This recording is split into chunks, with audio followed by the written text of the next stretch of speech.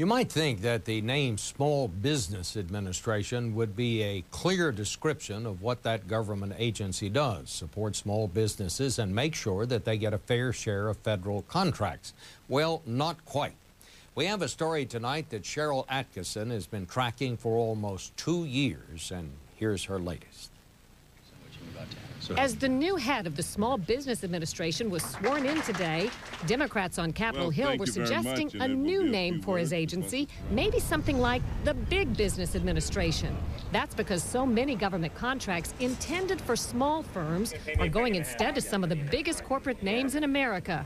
According to an investigation by Democrats on the House Small Business Committee, last year a hefty $12 billion in federal contracts were given to, if you can believe it, names like Microsoft, Rolls-Royce, and Walmart, 2,500 big businesses in all. How can that happen? A big part of the problem is mega corporations somehow getting labeled as small on SBA lists or contract applications.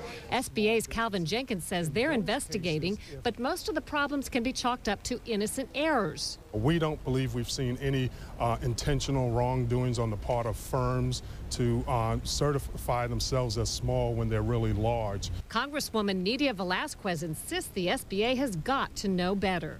Do you think a good percentage of this is just honest mistakes, or do you think this is fraud? When they see the name Rolls-Royce or Microsoft, if that doesn't ring the bell, if that doesn't tell them that they are large corporations, come on. The big losers, tiny firms like Sindra Stokes Company, Federal Edge in California, grand total 8 employees. Small business is actually a little bit too big of a name for us. I tend to call us micro business. Incredibly, her firm once lost out on a contract meant for small business to a $1 billion corporation with 700 employees. She eventually won an expensive appeal, something most little firms can't afford to pursue.